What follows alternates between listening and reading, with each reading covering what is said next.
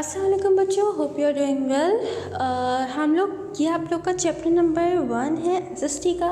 Chapter number 1 का हम लोग ने पेज नंबर 1 हम लोग ने पढ़ लिया था, ठीक है। अब हम पढ़ेंगे पेज नंबर 2 की फर्स्ट हेडिंग, ठीक है। ह्यूमन राइट्स चैप्टर नंबर 1 पढ़ लिया था। नाउ इट्स पार्ट 2 हम कह सकते हैं, वीडियो पार्ट 2 है, ठीक है। और पेज नंबर भी 2 है, ठीक है। सेम चैप्टर जिसका नाम है ह्यूमन राइट्स। ह्यूमन राइट्स की हम फर्स्ट हेडिंग पढ़ेंगे, ठीक है। Man were born free but they are in chains everywhere. यहाँ तक हम लोग ने पढ़ा था, ठीक है। यानी इसका मतलब क्या था, अगर आप लोग को याद हो तो इसका मतलब क्या था कि इंसान आज़ाद है लेकिन उसकी कुछ लिमिट्स हैं, ठीक है। लिमिट्स हैं, ये नहीं है कि आउट ऑफ लिमिट जाके कोई अपनी चेन ब्रेक करके जो है वो फिर काम करना शुरू हो जाए। नो, इंसान बिल्कुल आज़ाद है लेकिन उसकी कुछ लिमिट्स हैं। In 1776 AD, the people of North America demanded independence from Great Britain. 1776 में नॉर्थ अमेरिका के लोगों ने इंडिपेंडेंस, ग्रेट ब्रिटेन से इंडिपेंडेंस डिमांड की, ठीक है, यानी आज़ादी चाहे। Declaring we hold this truth to be self evident that all men are created equal, that they are endowed by their creator with certain unalienable rights। इसका मतलब क्या है? इसका मतलब ये है कि वो ये डिक्लेयर करते हैं कि हम इस सच्चाई को एक सबूत के तौर पे लेके चलेंगे कि हर बंदा इक्वल है, हर बंदा इक्वल है, ठीक है। एविडेंट यानी सबूत, एविडेंट यानी सबूत। That they are endowed by their creator with certain unalienable rights. उनको प्रोवाइड होना चाहिए। एंडोर्ड का मतलब है सप्लाई करना, प्रोवाइड करना यानी देना, ठीक है। प्रोवाइड का मतलब आपको पता है, देना, ठीक है। क्रिएटर से जो उनको मिली हैं सारे हक और सारे जो राइट्स मिले हैं विद सर्टेन अनअलाइनेबल राइट्स। अच्छा, अनअलाइनेबल राइट्स का क्या मतलब है? अनअलाइनेबल राइट्स का मतलब होता है यानी जो बेसिक राइट्स होते हैं, जिस तरह खुशियाँ हो गई, जिस तरह ज़िंदगी हो गई, ठीक है, ये राइट है। हर इंसान को खुश रहने का हक है, हर इंसान को जीने का हक है। कोई भी इंसान किसी को भी जाके उसकी ज़िंदगी नहीं ले सकता, ठीक है। कोई भी इंसान किसी को बीमार नहीं कर सकता। तो हर इंसान को ये बेसिक राइट्स हासिल हैं, ठीक है। Among these our life, liberty and pursuit of happiness. जिस तरह कि मैंने बताया कि इन राइट्स में कौन से राइट्स आते हैं? Life, liberty and pursuit of happiness, ठीक है। लाइफ ज़िंदगी, liberty and pursuit of happiness यानी खुश रहना, ठीक है।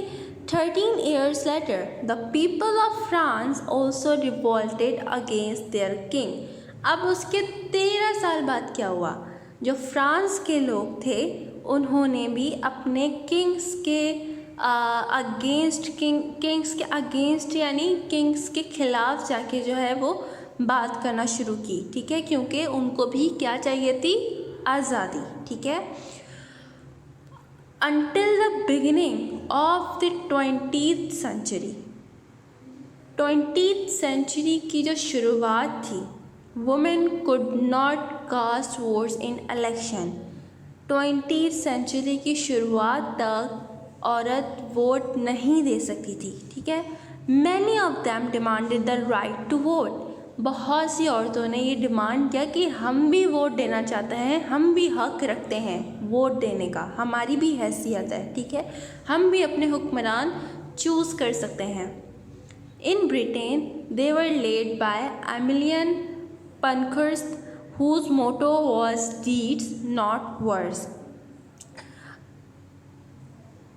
ब्रिटेन में वो किसके मतलब उनको कौन लीड कर रहा था? लीडर होता ना, लीडर क्या करता है? लीड करता है ना, फॉलो करवाता है ना। तो एमिलिन पेनक्रोस्ट जो थी, जिनका मोटो क्या था, जिनका एम क्या था, मोटो एम यानी जिनका मकसद क्या था, वो ये था कि उनको डीड्स बतानी है, यानी उनको अमल बताना है, उनको सिर्फ बोलना नहीं है, ठीक है। वो करके बताती थी, वो सिर्फ बोलती नहीं थी, और वो कहती थी करो, बोलो नहीं। At first, these women were arrested, but finally governments had to accept their demand. शुरू में क्या हुआ कि ये जो औरतें डिमांड कर रही थी कि हमें भी वोट चाहिए, वो अरेस्ट हो गई, लेकिन उसके बाद गवर्नमेंट ने उनको छोड़ना पड़ा, उनकी डिमांड्स को पूरा करना पड़ा। उसके बाद से हर औरत का वोट देना मतलब उसका राइट बन गया।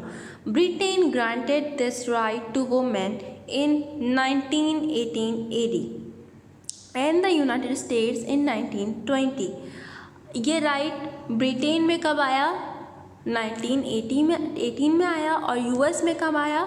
1920 में आया। यानी अगर हम सिंपल अल्फाज में कहें तो हम ये कह सकते हैं कि 1980 से औरतें वोट देना स्टार्ट हुई, और 19 ब्रिटेन में, और 1920 यूएस में 1920 से औरतें वोट देना स्टार्ट हुई, ठीक है। ये एमिलिन पेनक्रोस्ट जो थे, जिन्होंने वुमेन राइट की डिमांड किया था, ये अरेस्ट हो रहे हैं, ठीक है। ये पिक्चर है उनकी कि वो किस तरह अरेस्ट किया जा रहा है उनको। ब्रिटेन की पुलिस उनको अरेस्ट कर रही है, ठीक है। तो ये है बेसिकली उनकी पिक्चर, बहुत ही रेयर पिक्चर है जो कि आपको समझ आ जाएगा। इन्होंने आवाज़ उठाई थी कि वुमेन राइट्स होने चाहिए, वुमेन को वोट देने का हक है, सिर्फ मर्दों को नहीं है, वुमेन को भी हक है, यानी औरतों को भी हक है। Pakistan was also created because of Muslim of South Asia demanded that it be their right to be regarded as an independent nation। Pakistan क्यों बना? पाकिस्तान इसलिए भी बना because Muslim of south Asia के जो मुसलमान थे उन्होंने आज़ादी मांगी, ठीक है, और एक सेपरेट नेशन मांगा, सेपरेट कौम, मुल्क मांगा। Quaid-e Azam Mohammad Ali Jinnah placed a lot of importance on human rights. Quaid-e Azam ने बहुत इम्पोर्टेंस रखी ह्यूमन राइट्स की कि इंसान के हकूक़ होने चाहिए। उन्होंने इस चीज़ को बहुत ज़्यादा इम्पोर्टेंस दी। Placed a lot of importance यानी उनको बहुत ज़्यादा इम्पोर्टेंस दी। You are free to go to your temples he said. उन्होंने कहा कि तुम मंदिर जा सकते हो। You are free to go to your mosque, और अगर तुम मुसलमान हो तो मस्जिद जा सकते हो। In this independent state of Pakistan में अगर आप देखें तो हमारे जो माइनॉरिटीज़ हैं, यानी जो अक़लियत है, ठीक है, वो क्या है? हिंदू, क्रिश्चियंस वगैरह, ठीक है। तो वो चर्च भी जाते हैं, हिंदू मंदिर भी जाते हैं, उनको कोई रोकता नहीं है, ठीक है। और इसी तरह मेजॉरिटी क्या है, यानी अक्सरियत कौन है? मुसलमान हैं, तो मुसलमान मस्जिद जाते हैं, मतलब सब अपने अपने तौर पे चल रहे हैं। His sister Fatma Jinnah was also a supporter of human rights and led the people in their struggle for democracy against president Ayub Khan. उनकी जो सिस्टर थी, कायदे आज़म की सिस्टर का क्या नाम है? फातिमा जिन्ना, ठीक है, सबको पता है, ये मालूम है। Was also supporter of human rights की सपोर्टर थी, ठीक है, यानी वो भी इंसानी हकूक़ की सपोर्टर थी। वो भी ये चाहती थी कि इंसान के हकूक़ मिलने चाहिए। And led the people in their struggle for democracy, और उन्होंने लोगों को किस में लगाया? डेमोक्रेसी में लगाया, अयूब खान के अगेंस्ट। अयूब खान के दौर में डेमोक्रेसी नहीं थी। अब आप पूछेंगे डेमोक्रेसी क्या होती है?